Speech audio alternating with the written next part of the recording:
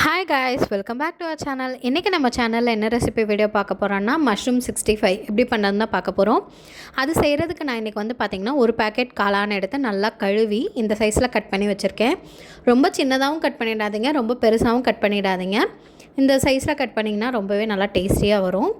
இப்போ அதுக்கு தேவையான இன்க்ரீடியன்ஸ் என்னென்னு பார்த்திங்கன்னா கொஞ்சோண்டு கருவேப்பிலை, அதுக்கப்புறமேட்டு இஞ்சி பூண்டு வந்து விழுதாக நீங்கள் ஆட் பண்ணாலும் ஓகே, இப்படி தட்டி சேர்த்திங்கன்னா இன்னும் ஃப்ளேவர் சூப்பராக இருக்கும்.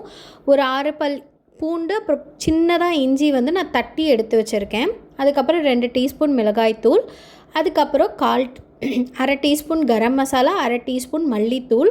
நீங்கள் கரம் மசாலா மல்லித்தூள் தனித்தனியாக ஆட் பண்ண விருப்பம் இல்லை அப்படின்னா நீங்கள் வந்து சிக்கன் மசாலா வச்சுருந்தீங்கன்னா அது கூட ஆட் பண்ணிக்கலாம். நெக்ஸ்ட்டு வந்து பார்த்திங்கன்னா 1.5 table spoon cornflour, 1.5 table spoon அரிசி மாவு எடுத்திருக்கேன். இப்போ இது எல்லாத்தையும் நம்ம மிக்ஸ் பண்ணிவிட்டு எப்படி பண்ணுறதுன்னு நான் காட்டுறேன். இப்போ வந்து பார்த்திங்கன்னா ஒரு மிக்சிங் பவுலில் நம்ம எடுத்து வச்ச எல்லாத்தையும் ஆட் பண்ணியாச்சு. இப்போ வந்து இது எல்லாத்தையும் நல்லா வந்து மசாலா எல்லா இடத்துலையும் படுற மாதிரி நல்லா வந்து மிக்ஸ் பண்ணிக்கலாம். இது கூட வந்து தேவையான அளவு உப்பும் ஆட் பண்ணிக்கோங்க. நான் உப்பு சொல்ல மறந்துட்டேன். இப்போ நான் மிக்ஸ் பண்ணிவிட்டு உங்களுக்கு காட்டுறேன். இப்போ வந்து பார்த்திங்கன்னா நம்ம காளான் எல்லாமே நல்லா வந்து மிக்ஸ் ஆகிடுச்சு. இப்போ இதை வந்து உடனே வந்து நீங்கள் ஃப்ரை பண்ண போகிறீங்க அப்படின்னா லைட்டாக தண்ணி தெளித்து நீங்கள் அப்படியே ஃப்ரை பண்ணிக்கலாம். இல்லைன்னா இதை ஒரு லிட்டு போட்டு ஒரு 5 மினிட்ஸ் க்ளோஸ் பண்ணி வச்சுருங்க.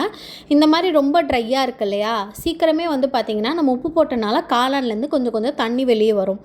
அப்போ வந்து பார்த்திங்கன்னா அந்த மசாலா அது கூட ஸ்டிக் ஆகிக்கும். அப்படி நீங்கள் வந்து உடனே பொரிக்கணுன்னா நீங்கள் வந்து லைட்டாக தண்ணி தெளித்து அப்போயே இது பண்ணிக்கலாம். இப்போ வந்து பார்த்திங்கன்னா நம்ம காளான் நல்லா தண்ணி விட்டுருச்சு. இப்போ வந்து நான் லைட்டாக தண்ணி தெளித்து இப்போ நான் வந்து பொரிச்சு எடுத்துக்க போகிறேன். இப்போ தண்ணி ஆட் பண்ணிட்டு மிக்ஸ் பண்ணிட்டு உங்களுக்கு நான் காட்டுறேன். இதில் வந்து இந்த காளான் வந்து பார்த்திங்கன்னா நீங்கள் அப்படியே வந்து தண்ணி ஊற்றி ரொம்ப நேரம் ஊற வச்சிங்க அப்படின்னா ரொம்ப தண்ணி விட்டுரும். அப்புறம் மசாலா அதில் ஒட்டவே ஒட்டாது. இப்போ வந்து பார்த்திங்கன்னா நான் 1/4 டம்ளருக்கும் கம்மியாக கொஞ்சோண்டு தண்ணி ஊற்றி நான் அதை வந்து மிக்ஸ் பண்ணிட்டேன். இப்போ வந்து எண்ணெய் வந்து சூடு பண்ணியிருக்கேன், அதில் பொரிச்சு எடுத்துக்கலாம். இப்போ வந்து இது மாதிரி தனித்தனியாக எல்லாத்தையும் எடுத்து விட்டுட்டு நீங்கள் வந்து பொரிச்சு எடுத்துக்கோங்க. இப்போ நான் பொரிச்சுட்டு காட்டுறேன். இப்போ வந்து பார்த்திங்கன்னா எல்லாத்தையும் நம்ம பொரிச்சு எடுத்தாச்சு.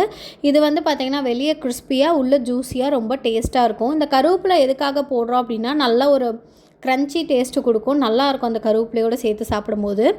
இன்றைக்கி ஈவினிங் ஸ்நாக்ஸ் என்னென்னு பார்த்திங்கன்னா வாட்டர்மெலன் ஜூஸ், ஜில்லுன்னு, அப்புறம் காரசாரமான மஷ்ரூம் 65. இதே மாதிரி இதே அளவுகளோடு செஞ்சு பார்த்துட்டு எப்படி இருந்துச்சுன்னு சொல்லிட்டு மறக்காமல் கமெண்ட் பண்ணுங்கள்.